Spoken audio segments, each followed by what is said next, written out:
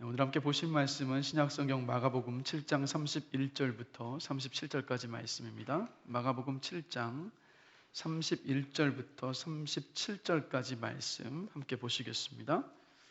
우리 다 함께 한 목소리로 같이 읽겠습니다. 신약성경 65페이지에 있습니다. 7장 31절부터 37절까지 말씀 우리 함께 읽습니다. 예수께서 다시 두로 지방에서 나와 시돈을 지나고 데가볼리 지방을 통과하여 갈릴리 호수에 이르심에 사람들이 귀먹고 말 더듬는 자를 데리고 예수께 나와 안수하여 주시기를 간구하거늘 예수께서 그 사람을 따로 데리고 무리를 떠나사 손가락을 그의 양 귀에 넣고 침을 뱉어 그의 혀에 손을 대시며 하늘을 우러러 탄식하시며 그에게 이르시되 에바다 하시니 이는 열리라는 뜻이라. 그의 귀가 열리고 혀가 맺힌 것이 곧 풀려 말이 분명하여졌더라. 예수께서 그들에게 경고하사 아무에게도 이르지 말라 하시되 경고하실수록 그들이 더욱 널리 전파하니 사람들이 심히 놀라 이르되 그가 모든 것을 잘하였도다. 못 듣는 사람도 듣게 하고 말 못하는 사람도 말하게 한다 하니라. 아멘. 자리에 앉으시겠습니다. 자, 이번 주 우리 암송 구절이 요한복음 5장 24절 말씀이었습니다. 자, 한번 준비를 하시고, 이게 마스크가 참 좋은 것 같아요. 입을 볼 수가 없으니까 암송을 하시는지 그냥 웅어로 립싱크를 하시는지 입을 닫고 계시는지 알 길이 없는데 저는 여러분을 믿습니다. 자, 요한복음 5장 24절 다 함께 한번 암송하시겠습니다. 내가 진실로 진실로 너희에게 이르노니 내 말을 듣고 또 나 보내신 이를 믿는 자는 영생을 얻었고 심판에 이르지 아니하나니 사망에서 생명으로 옮겼느니라. 요한복음 5장 24절 말씀. 아멘. 저도 순간 굳을 뻔했습니다. 네. 자, 이번 한 주 또 암송해야 될 말씀 함께 보시겠습니다. 전도서 11장 9절 말씀 함께 읽겠습니다. 청년이여 내 어린 때를 즐거워하며 내 청년의 날들을 마음에 기뻐하여 마음에 원하는 길들과 내 눈이 보는 대로 행하라. 그러나 하나님이 이 모든 일로 말미암아 너를 심판하실 줄 알라. 전도서 11장 9절 말씀. 아멘. 자, 이 말씀 잠시 한번 띄워주십시오. 여러분, 청년이여 하니까 이거는 나한테 해당되는 말씀이 아닌데라고 혹시 생각하실 분이 계실 것 같아서 제가 언젠가 설교 시간에 말씀드렸던 것 같은데 유엔에서 이 청년의 나이가 몇 살까지라고 규정을 지었는지 기억하십니까? 20세부터 70세까지가 청년입니다. 그럼 이 자리에 계신 분 모두가 다 청년들이시라는 걸 기억하시면서 이 말씀을 암송하시며 주님 앞에 설 때를 늘 묵상하신 여러분 되시기를 주님의 이름으로 축원합니다. 참 갖다 붙이면 뭐든 될 수 있다는 생각도 하실런지 모르겠습니다. 자, 이제 말씀을 함께 나누겠습니다. 코로나로 어려운 때를 우리가 모두가 지나고 있습니다. 그래서 많은 분들이 애프터 코로나 이후의 세상이 어떻게 될 것인가 참 많은 말들을 하죠. 그런데 또 어떤 한쪽에서는 이렇게 말을 합니다. 애프터 코로나를 생각할 것이 아니라 이 코로나와 함께 앞으로 계속 살아야 될 수도 있습니다 라는 이야기도 나와요. 그래서 언제 끝이 날런지 사실 지금 알 수 없어서 우리 모두가 다 참 이 어려운 때를 지나가고 있는 것이 사실입니다. 그런데 조금만 잠시 생각을 해보면요, 코로나가 유행하고 있는 지금만 우리의 인생이 고됐던가요? 사실 우리 인생 전체를 보면 기쁘고 행복한 순간들도 있지만 그러나 코로나 때만 고된 것이 아니라 우리 인생 전체가 다 고된 인생길이지 않았습니까? 그래서 전도서 2장 23절을 보면 지혜의 왕이라 불렸던 솔로몬이 자신의 인생의 말년에 이런 고백을 합니다. 일평생에 근심하며 수고하는 것이 슬픔뿐이라 그의 마음이 밤에도 쉬지 못하나니 이것도 헛되도다 라고 고백을 합니다. 중요한 것은 인생은 고되지만 우리 예수님께서 이 땅에 오신 이유가 어디에 있겠습니까? 바로 고된 인생을 살아가고 있는 저와 여러분들을 회복시키시기 위해서 우리 주님께서 이 땅에 오셨습니다. 그런데 완전한 회복은 여러분 언제 이루어집니까? 우리 하늘로 올라가신 예수님께서 이 땅에 다시 오실 때, 그때 완전한 회복이 이루어집니다. 그럼에도 불구하고 이 순간을, 이 땅을, 지금을 살아가면서 예수님은 고된 인생을 이기며 살아갈 수 있는 그 지혜를 저와 여러분들에게 주셨습니다. 그래서 오늘 본문 말씀을 통해서 고된 인생을 이겨낼 수 있는 주님께서 가르쳐주신 지혜가 무엇인가 함께 살펴보면서 좀 은혜를 나누려고 합니다. 자, 첫 번째는 뭐냐면 바로 서로를 위해서 중보하는 겁니다. 중보기도하는 것. 오늘 본문을 보시면 두로에서 수로보니게 여인의 귀신 들린 딸을 고쳐주시고 난 다음에 예수님은 다시 갈릴리 호수로 돌아오셨습니다. 그러니까 예수님이 돌아오셨다는 소식이 들리자마자 사람들이 귀먹고 말 더듬는 사람을 데리고 와서 예수님께 안수하여 낫게 해달라고 간청을 합니다. 이 귀먹고 말 더듬는 사람이 언제부터 그렇게 듣는지 모르지만 귀먹고 말을 더듬었기 때문에 예수님께 나와서 직접 자신이 절 좀 고쳐주십시오라고 간청할 수가 없었을 거예요.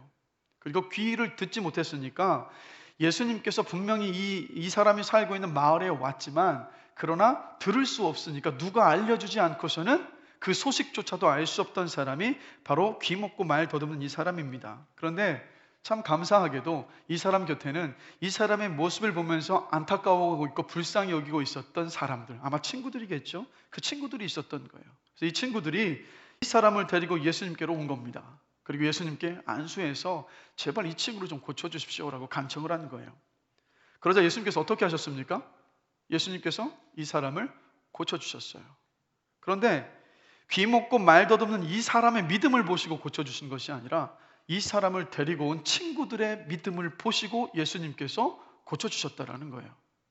그래서 성경을 보면 고침을 받는 사람의 믿음을 보시고 주님께서 고쳐주시기도 하지만 그러나 그 사람의 믿음이 아니어도 믿음을 가지고 그 사람을 위해서 간청하는 사람들, 그 간청을 들으시고도 예수님은 병을 고쳐주시는 모습을 봅니다. 또 다른 이야기가 있죠. 마가복음 2장을 보면 예수님께서 가버나움에서 한 집에 머물고 계셨습니다. 그곳에서 수많은 사람들이 몰려들었죠. 그래서 하나님 나라의 복음을 예수님께서 전하고 계셨어요. 근데 갑자기 지붕이 뻥 뚫리고 나더니 줄에 매어 달린 상이 쑥 내려오는 겁니다. 봤더니 누구였습니까? 중풍병에 걸린 환자였어요. 그러자 예수님께서 그 상황 속에서 마가복음 2장 5절을 보면 이렇게 말씀하세요.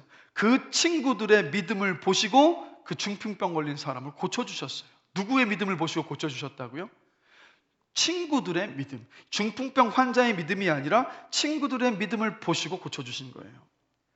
귀 먹고 말 더듬는 사람도, 중풍병에 걸려 누워있던 사람도 예수님 앞에 스스로 나와서 고쳐달라고 간청할 수가 없었습니다. 그러나 이들 곁에 있었던 친구들은 예수님께 이 병에 걸린 친구를 데려가면 예수님께서 고쳐주실 것이라는 그 믿음의 확신이 있었어요.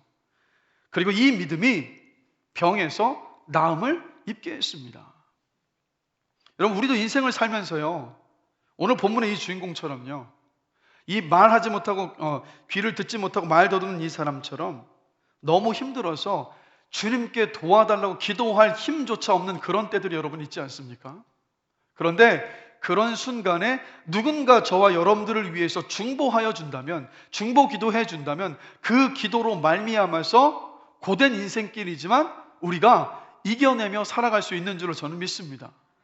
여러분, 요즘도 한번 보십시오. 힘겨운 때를 살아가고 있을 때 여러분 주변에 제가 기도하고 있습니다, 힘내십시오, 이 말 들으면 여러분 마음이 어떠십니까?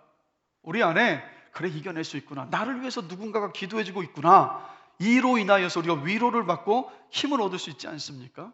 바로 그런 거예요, 여러분. 이렇게 여러분 다른 사람을 위해서 기도하는 것을 뭐라고 말합니까? 중보기도라고 합니다. 중보기도. 그래서 여러분, 예수님은 십자가 위에서 우리 죄를 대신 지시고 죽으시고 3일 만에 부활하셨습니다.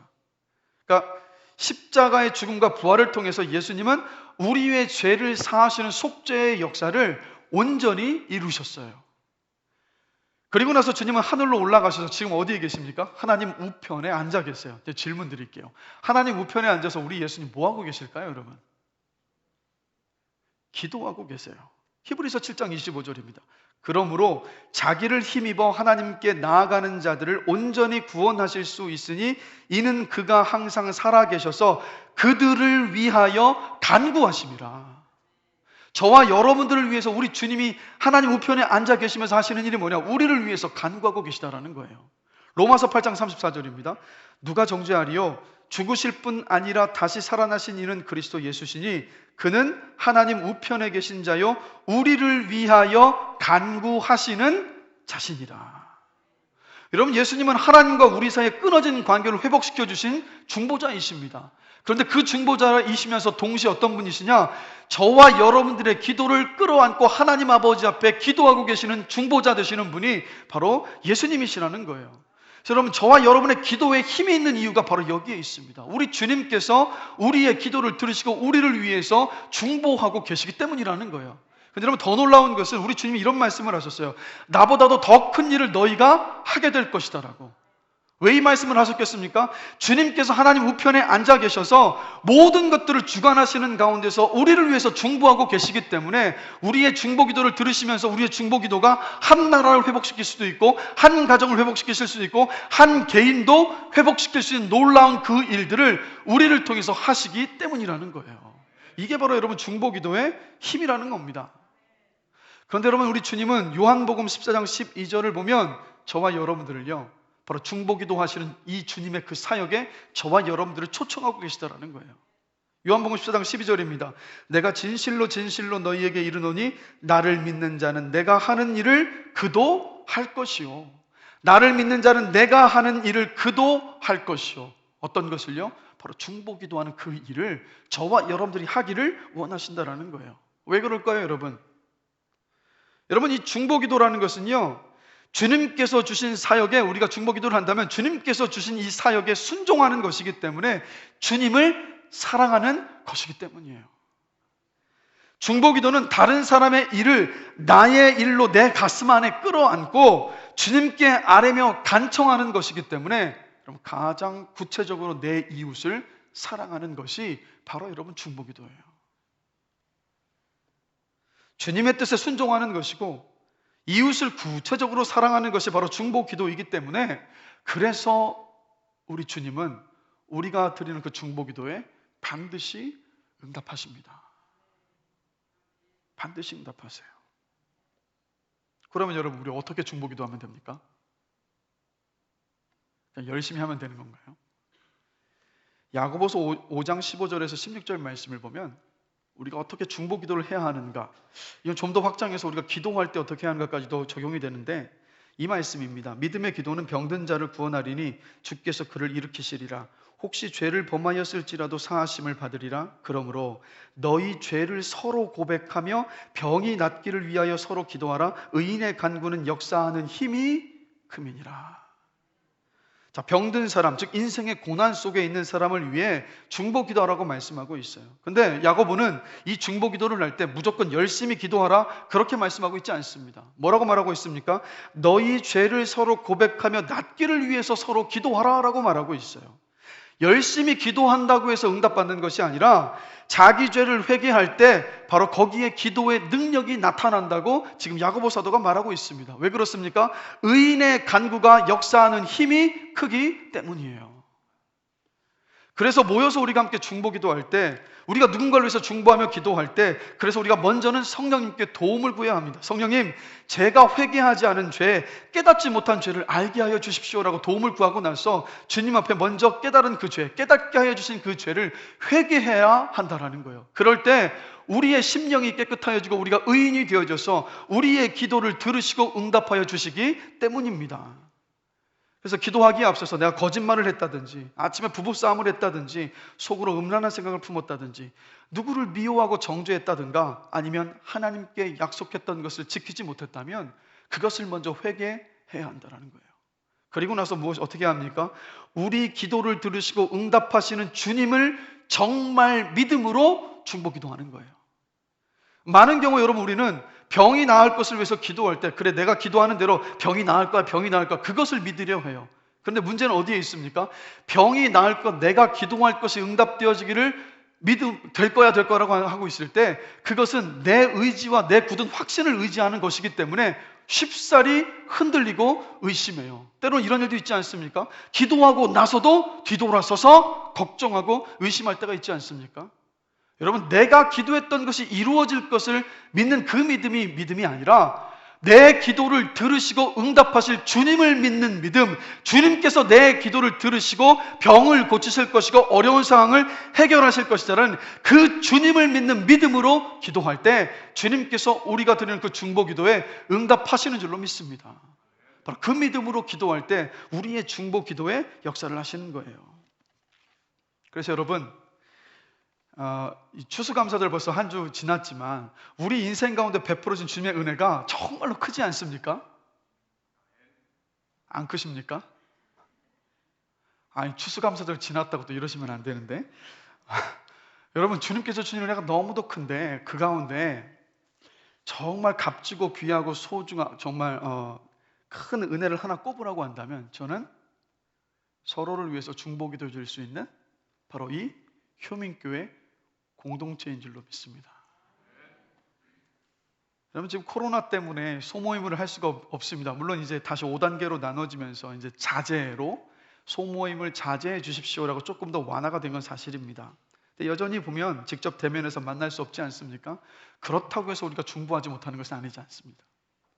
여러분, 목장 이 단톡방을 통해서 아니면 서로 기도 제목이 있을 때 함께 나누고 기도하시는 분들에게 서로 나누면서 우리가 서로를 위해서 중보할 수 있기를 원해요. 서로가 서로를 위해서 중보하며 기도할 때 지금의 이 어려운 때들을 우리의 중보 기도를 들으시고 응답하여 주시는 주님의 은혜로 말미암아서 넉넉히 이겨낼 수 있을 줄로 믿습니다. 그래서 여러분, 부지런히 고단한 인생길을 넉넉히 이겨내기 위해서 우리 서로가 서로를 위해서 부단히 중보 기도하는 저와 여러분들이 되게 주님의 이름으로 간절히 축원합니다. 자, 두 번째로 고단한 인생을 넉넉히 이겨내는 지혜, 두 번째는 뭐냐면 바로 서로 품어주며 공감해 주는 겁니다. 여러분, 마가복음을 보면요, 예수님께서 나병 환자도 고치시고 중풍병자도 고치시고 손 마른 사람도 고치셨고 또 다른 수많은 병자들 고치셨습니다. 또 죽었던 야이로의 딸도 살리셨습니다. 그런데 이 모든 것들을 하실 때 우리 주님이 어떻게 하셨습니까? 그냥 말씀으로 하셨어요. 나아라 하면 나았고 일어나라 하면 일어났어요. 자, 근데 오늘 본문 33절을 보면 오늘 본문에서 귀 먹고 말 더듬는 사람을 고치실 때는 좀 다른 방법으로 고치시는 모습을 봅니다. 33절 우리 다 함께 한번 읽어보겠습니다. 예수께서 그 사람을 따로 침을 뱉어 그의 혀에 손을 대시며, 자, 먼저 어떻게 하셨습니까? 그 사람을 따로 데리고 무리를 떠나셨어요. 세번역 성경, 우리말 성경을 보면요, 이렇게 이 말씀을 번역합니다. 예수께서 그를 멀찌감치 따로 데리고 가셔서, 사람들이 없는, 군중들이 없는 곳으로 멀찌감치 데리고 가셨다라는 거예요. 예수님이 왜 이렇게 하셨을까요? 우리 한번 상상해 볼 수 있습니다. 귀 먹고 말 더듬었었던 이 사람의 한번 과거를 한번 상상해 보십시오. 이 사람의 삶이 어땠겠습니까? 수많은 사람들에게 구경거리였을 거라는 거예요. 그리고 좀 어떤 악한 사람들은 귀머거리고 듣지도 못하니까 제대로 말도 못했을 테니까 이 사람을 조롱하고 약 올렸을 거라는 거예요. 한마디로 그 삶 전체가, 그 인생이 정말로 슬프고 아픔이 많고 상처가 많은 그런 인생이지 않았습니까? 예수님은 이 사람을 보시고 그 마음에 있었던 그 마음의 깊은 상처들을 다 알고 계셨던 거예요. 그래서 주님께서 이 사람을 고쳐주실 것이지만 이번만큼은 사람들 앞에 구경거리가 되지 않도록 하시기 위해서 사람들이 없는 곳으로 멀찍이 이 사람을 데리고 가셨던 거예요. 그리고 나서 어떻게 하셨습니까? 이 사람의 양귀에 손가락을 넣으시고 예수님께서 손에 침을 뱉으시고 난 다음에 그의 혀에 자신의 손을 대셨어요. 왜 이렇게 하셨을까요, 여러분? 여러분, 이 사람은 귀 먹고 말을 더듬는 사람입니다. 그러니까 예수님의 말씀을 들을 수도 없었고 자기 의사를 정확히 표현할 수도 없는 사람이었어요. 그러니까 이전에 수로보닉의 여인, 우리 지난번에 나눴던 수로보닉의 여인 같은 경우는 예수님께서 말씀을 하시니까 다 알아듣고 답변하는 가운데에서 예수님께서 그 여인의 믿음을 보시고 고쳐주시지 않으셨습니까? 그런데 그냥 말씀으로는 이 귀 먹고 말 더듬는 사람들이 이해할 길도 없으니까 주님께서 어떻게 하신 거냐면 양귀에 손을 대시면서 이렇게 보여주신 거예요. 내가 너의 들리지 않는 귀를 고쳐주겠다. 그리고 손에 침을 뱉으시고 난 다음에 그의 혀에 대셨던 것은 뭐냐? 네 혀가 지금 굳어서 말을 못하는데 내가 너의 굳은 혀를 고쳐주겠다라고 비언어적인 행동으로 이 사람에게 예수님께서 말씀해주고 계셨던 거예요. 뭡니까, 여러분? 이 사람의 수준으로 내려가셔서 이 사람의 마음 깊숙한 구절에 가서 낮아지셔서 이 사람의 아픔과 슬픔과 모든 것들을 공감해주고 계셨던 거예요. 생각해 본다면 여러분, 한평생 사람들의 놀림감이었고 무시당하던 이 사람, 그런데 이 순간만큼은 예수님께서 깊이 품어주셨고 공감해 주셨을 때 일평생 동안 단 한 번도 경험해보지 못했었던 깊은 위로를 경험했을 거라는 거예요. 바로 이 공감이 고단한 인생길을 살아갈 때 저와 여러분들에게 필요하다는 거예요. 분명히 예수님께서 우리와 함께 하시면서 우리들의 고단한 인생길에서 우리를 위로하여 주시는 줄로 저는 믿습니다. 그런데 주님께서 직접 위로하여 주시는 것도 있지만 그러나 우리 주변의 그 사람들을 통해서도 우리 주님은 위로하여 주신다는 거예요. 특별히 좀 더 이 공감에 대해서 함께 생각해 보고 싶은 것은요, 우리 대한민국 사람들은요 너무 성공지향적이고 성취지향적인 삶을 삽니다. 그렇지 않습니까? 그래서 엘리야가 갈멜산에서 바알과 아세라 선지자 850명과 홀로 싸워서 승리했던 것 같은 그런 능력을 우리가 구해요. 그래서 목표를 세우고 성취하고 성공해야 한다고, 승리해야 한다고 막 다그칩니다. 우리 자녀들에게도 그렇지 않습니까? 서로가 서로에게도 온통 우리의 마음속에는 승진, 성공, 경제적인 능력을 갖게 되는 것, 이런 생각들로 가득 차 있어요. 그러다 보니까 정말 안타까운 것은 뭐냐면요, 우리가 사람을 대할 때 인격체로 대해야 되는데 그 뜻과 목적을 성취해야만 하는 기능으로 대하게 되는 경우들이 많아지는 것 같아요. 그런데 여러분, 엄청난 성공을 이뤘던 엘리야가요, 이 성공 뒤에 극심한 좌절과 두려움과 우울함에 사로잡혀 버렸습니다. 마치 우리가 이 땅에서 이루는 성취와 성공 뒤에 우리가 겪게 되는 그것과도 비슷해 보이죠? 엘리야가 왜 이랬을까요? 850대 1의 그 싸움을 준비할 때 엘리야의 마음이 어땠겠습니까, 여러분? 갈멜산 꼭대기에서 만나자고 이야기했는데 정말 절박한 마음으로 주님을 자꾸 부르짖으며 이때의 결전을 두고 기도하며 준비하지 않았겠습니까? 사력을 다했을 거라는 거예요. 그런데 사력을 다한 그 싸움 가운데서 이기고 나니까 진이 다 빠진 것처럼 영적인 깊은 침체가 찾아왔던 겁니다. 그래서 엘리야가 어떻게 하냐면 로뎀나무 아래에서 주저앉아서 드러누워서 하나님께 이렇게 말합니다. 이제는 족하니까 주님, 저 죽고 싶습니다 라고까지 이야기를 합니다. 그럼 여러분, 하나님 편에서 보시면 이게 지금 갈멜산에서 놀라운 기적을 경험하고 난 바로 그 직후예요. 그럼 하나님 편에서 본다면 엘리야를 꾸짖어야 되는 거 아니겠습니까? 이렇게요, 너 정신 차려라. 850명의 바알과 아세라 선지자와 싸워서 너 이겼니 졌니? 내가 하늘에서 불을 내려서 너에게 놀라운 기적의 승리를 보여준 게 언제더냐? 바로 조금 전이지 않았더냐라면서 엘리야를 얼마든지 다그칠 수 있지 않겠습니까? 그런데 열왕기상 19장을 보면요, 하나님은요 이런 엘리야를 하나도 다그치지 않으시더라고요.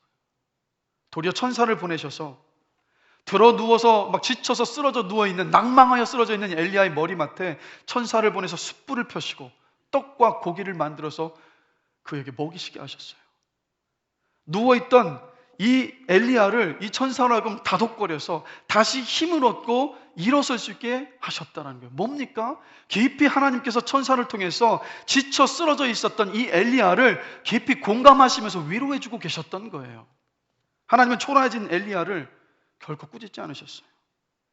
우리가 인생을 살아가면서 누구라도요, 과거의 상처나 가슴 아픈 기억들, 실패의 경험들, 도덕적인 어떤 실족의 상처들, 어리석은 죄를 지은 어떤 깊은 후회들, 아픔들, 그리고 가슴 찢어진 어떤 낙심에 여러분 사로잡힐 수 있습니다. 그로 인하여서 어려움을 겪을 수가 있어요. 여러분, 이런 아픔 가운데 있을 때 뭔가 가르치는 것이 그 사람을 회복시키는 것이 아니라 뭐가 필요하겠습니까? 예수님께서 귀먹고 말 더듬는 사람들을 품어주시면서 공감하여 주셨던 것처럼 하나님께서 낭망하여 지쳐 쓰러져 있던 엘리야를 공감하시면서 그를 위로하여 주셨던 것처럼 바로 저와 여러분들에게도 이런 공감과 위로가 필요한 줄로 저는 믿습니다. 그 공감과 위로해주는 한 사람이 있다면 그 공감과 위로로 말미암아서 여러분 다시 일어서서 그 고단한 인생길을 살아갈 수 있지 않겠습니까? 그런데 문제는 여기에 있어요. 질문 드릴게요. 그래, 내가 이제부터는 공감해야지 우리가 결단을 하는데 결단한 대로 공감이 잘 되십니까? 특히 우리 이 여성분들은 아마 공감을 잘 하실 거예요. 왜냐하면 타고났어요. 여성분들은 타고났는데 죄송합니다. 우리 남자분들은요 공감 제로지 않습니까? 공감 능력 제로예요.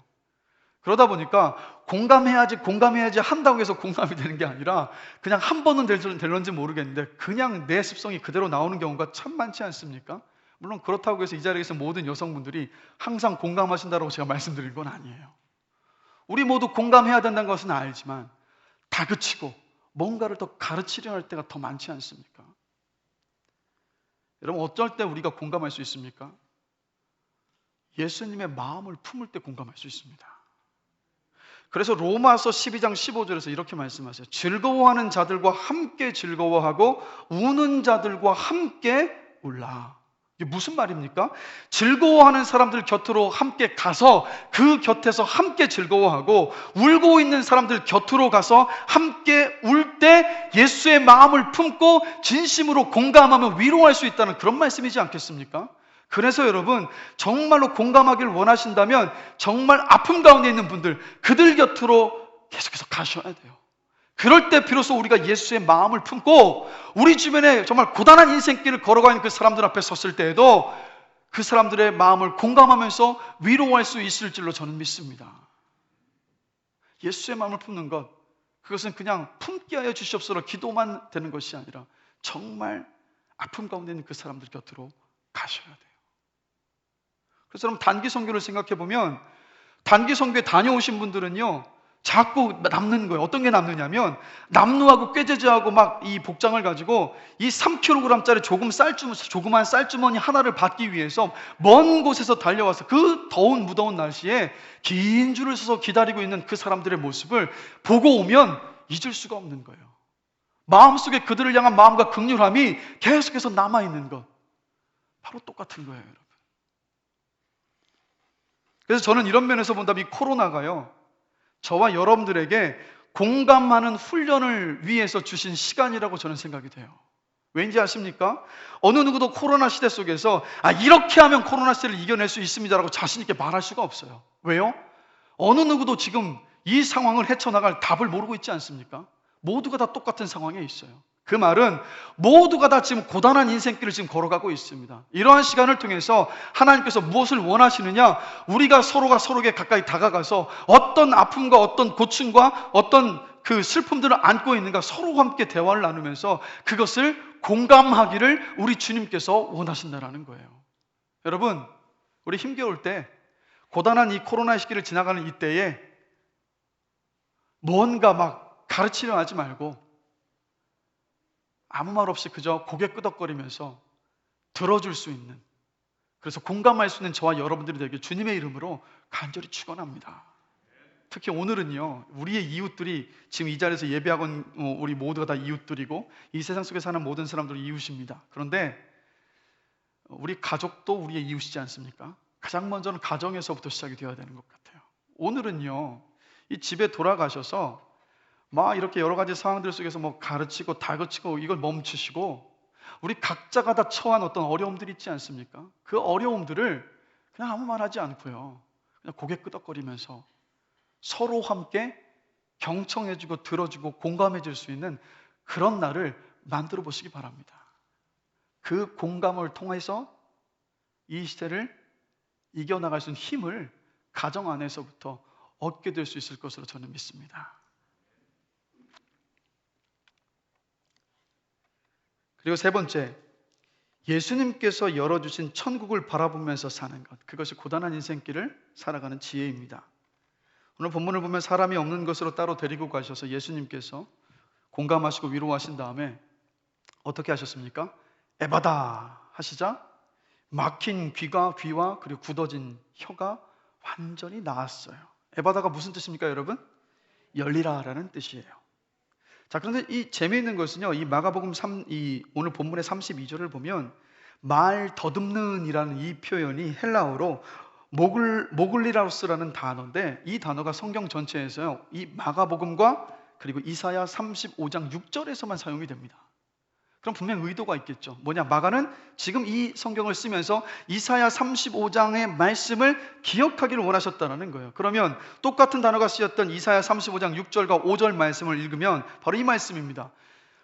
그때에 맹인의 눈이 밝을 것이며 못 듣는 사람의 귀가 열릴 것이며 그때에 저는 자는 사슴같이 뛸 것이며 말 못하는 자의 혀는 노래하리니 이는 광야에서 물이 솟겠고 사막에서 시내가 흐를 것임이라. 이 말씀이 어떤 말씀일까요, 여러분? 메시아 예수님께서 이 땅에 오셨을 때 하실 그 일에 대해서 이사야가 먼저 예언한 말씀이에요. 그렇다면 마가는 오늘 이 본문을 기록을 하면서 이사야 35장을 지금 떠올리게 하면서 뭘 말하고 있는 거겠습니까? 이걸 말하고 있는 거예요. 여러분, 맹인의 눈이 밝아지는 것이 보이십니까? 귀가 열리는 모습이 보이십니까? 말 못하는 자의 혀가 노래하는 것이 들리십니까? 이사야 35장에서 약속하신 것처럼 하나님께서 이 땅에 오셨습니다. 하나님께서 여러분들을 구원하기 위해 오셨습니다. 예수 그리스도께서 우리를 구원하시기 위해서 친히 이 땅에 오셨습니다라고 마가가 이야기하고 있는 거예요. 이렇게 놓고 본다면 귀 먹고 말 더듬는 사람에게 일어난 이 일, 에바다 하면서 그의 귀가 열리고 말문이 트였던 이 일은 단순하게 육체적인 회복만을 의미하는 것이 아니라는 거예요. 어떤 뜻입니까? 예수님께서 에바다 하고 외쳤을 때 육신도 열려서 고침을 받았지만 동시에 천국문이 열리고 하나님의 나라가 이 귀 먹고 말 더듬는 사람에게 임했다라는 겁니다. 그래서 여러분, 예수님께서 우리 모두의 죄를 대신 지시고 십자가 위에서 죽으셨습니다. 그리고 부활하셨어요. 그것을 믿는 저와 여러분들에게도 오늘 본문에 말 못하고 귀 먹은 이 사람에게 임하였던 것처럼 그 하늘문이 열려서 천국문이 열려서 하나님의 나라가 저와 여러분에게 임하였습니다. 그래서 지금 우리는 천국을 바라보는 그 소망 안에서 하나님의 나라를 지금 살아가고 있는 줄로 믿습니다. 그래서 여러분, 예수님 때문에 우리는 영적인 눈이 열린 사람들이에요. 우리는 이 땅이 우리가 있을 본향이 아니라 천국이 본향이라는 것을 우리는 알고 믿고 있습니다. 바로 천국을 바라보는 이 종말신앙으로 살 때 우리는 고단한 인생길을 이겨낼 수 있어요. 이 종말신앙 안에서 고단한 인생길을 살아갈 수 있는 두 가지 유익이 있습니다. 첫 번째는 뭐냐면 이 땅에서의 삶에 집착하지 않고 주님 뜻대로 살아갈 수 있어요. 여러분, 세상은 다시 말씀드리지만 이 땅은 우리의 종착역이 아닙니다. 이 땅은 정거장이고요. 우리의 종착역은 천국입니다. 빌립보서 3장 21절입니다. 그는 만물을 자기에게 복종하게 하실 수 있는 자의 역사로 우리의 낮은 몸을 자기 영광의 몸의 형체와 같이 변하게 하시리라. 우리는 자꾸 이 땅에서 영광스러운 모습으로 될 것이라고 착각하면서 성공하려고 하고 성취하려고 하고 높은 자리에 앉고 싶어하고 인정을 받으려 하는데 진짜 영광스러운 때는 언제냐? 말씀이 분명하게 이야기합니다. 우리가 주님 앞에 섰을 그때에 우리가 주님과 같이 영광스러운 형체로 변하게 될 것이라고 분명히 말씀하고 있다는 거예요. 그래서 여러분, 이 땅의 일을 생각하시느라 땅의 일에 마음 다 빼앗기셔서 그 종착역을 잊어서는 안 됩니다. 존 버년의 철로 역정을 보면요, 우리가 사는 이 땅을 뭐라고 부르냐면 멸망의 도시라고 해요. 그런데 철로 역정이 처음 번역이 됐을 때는요, 이 멸망의 도시가 장망성이라고 번역이 되어 있었습니다. 장망성이 무슨 뜻이냐면 장차 망할 성이라는 뜻이에요. 여러분, 우리가 이 땅의 일에 아둥바둥하면서 집착할 필요가 없는 것이 왜냐? 이 땅이 장망성이기 때문입니다. 우리가 이것을 어디서 확인합니까? 장례식장에 가면 확인하지 않습니까? 죽어서는 이 땅에서 성취하고 이루고 갖고 싶고 누리고 싶었던 모든 것들, 어떤 것도 가지고 가지 못해요. 죽음을 보면 진짜 이 땅이 장망성이라는 것을 우리가 깊이 깨달을 수 있습니다. 여러분, 우리가 가지고 있는 것은 그 요단강을 건널 때 전부 내려놓아야 돼요.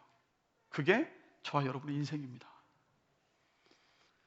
그리고 우리가 주님 앞에 설 때 단 한 가지만 주님께 드릴 수 있고 단 한 가지만 주님께서 받으세요. 그게 뭐냐면 자기를 부인하고 주님의 뜻에 순종하며 걸어온 우리 각자가 지고 온 그 십자가만을 주님께서 받으십니다. 십자가를 끝까지 지고 가서 주님 앞에 드릴 때 주님은 우리가 지고 간 그 십자가를 무엇으로 바꾸어 주십니까? 영광의 면류관으로 바꾸어 주세요. 그래서 성경은 이 믿음의 확실함이 금보다도 더 귀하다라고 이렇게 말합니다. 베드로전서 1장 7절입니다.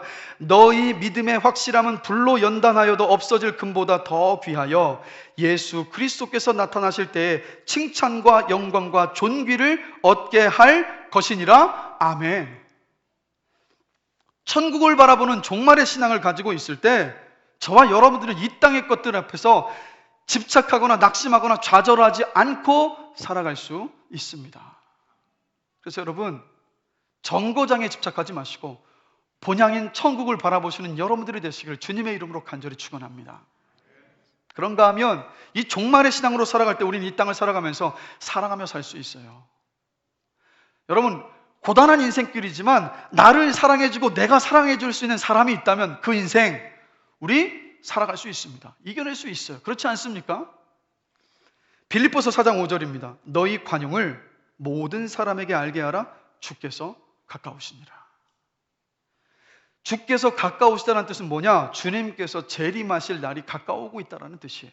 이 말은 또 역으로 뒤집어서 본다면 우리가 주님께 가까이 갈 날이 점점 다가오고 있다는 뜻도 됩니다.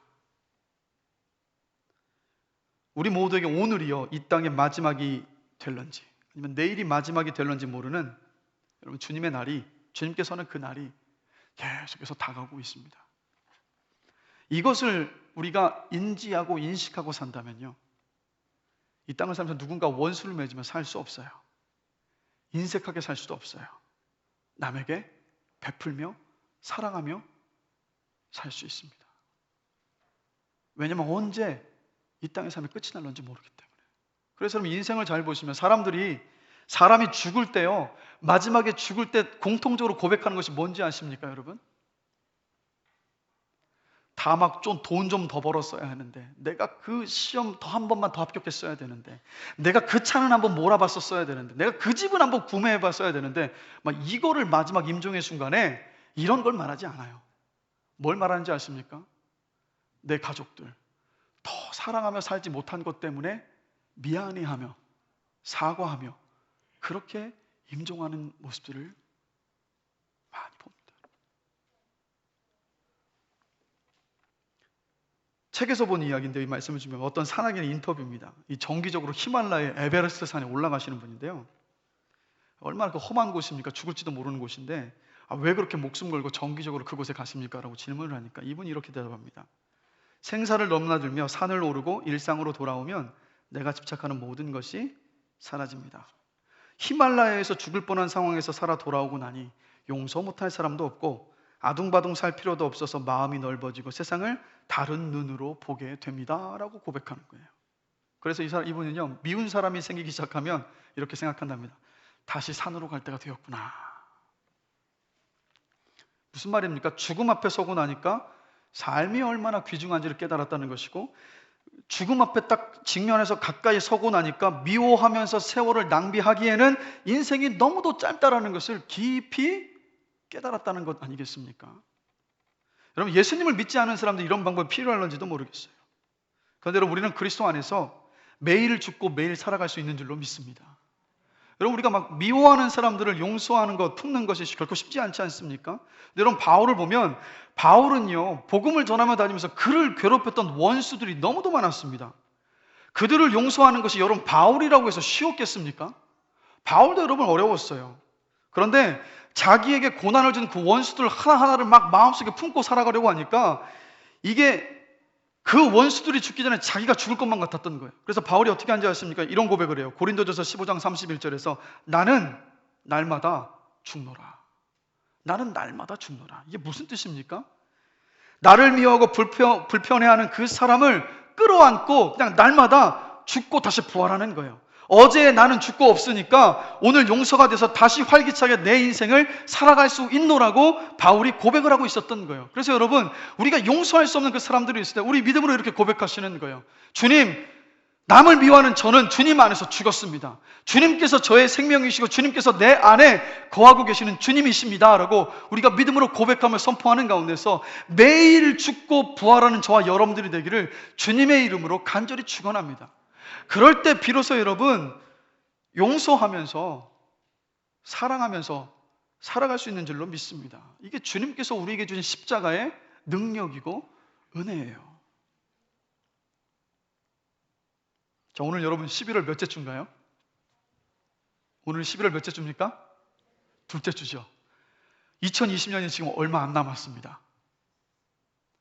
여러분, 세월이 정말 빠르지 않습니까?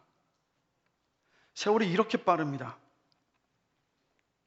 세월이 살같이 빠르다는 말을 우리가 몸소 지금 피부로 느끼면서 하루하루를 살아가고 있는데, 이렇게 놓고 보면 여러분, 우리에게 주어진 시간은요, 사랑하며 살기에도 여러분 모자라지 않습니까? 하나님께서 우리에게 허락하신 축복과도 같은 우리 매일의 삶입니다.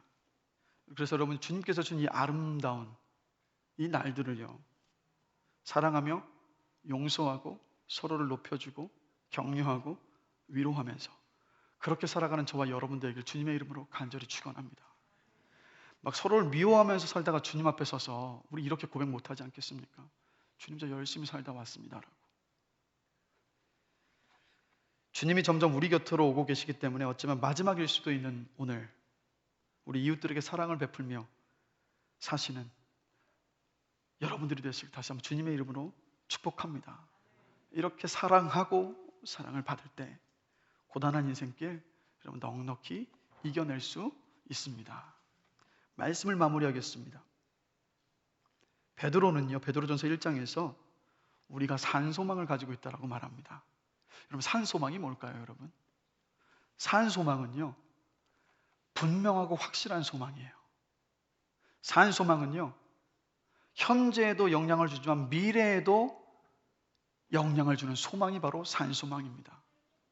그러면 우리가 가지고 있는 그 산소망이 여러분 무엇일까요? 바로 천국에 대한 소망, 주님께서 이 땅에 다시 오셨을 때 주님과 같이 부활하게 될 그 부활에 대한 소망이 바로 산소망입니다. 여러분, 이 산소망을 가지고 있기 때문에 우리는 여러분 이 고단한 인생길이어도 서로를 위해 중보할 수 있고 품어주며 공감할 수 있고 그리고 주의 뜻을 따라 서로 사랑하며 살 수 있는 줄로 믿습니다. 그리고 그럴 때 고단한 인생길 넉넉하게 이기게 하실 줄로 믿습니다. 이러한 삶을 살아가는 우리 모두가 되기를 주님의 이름으로 간절히 축원합니다.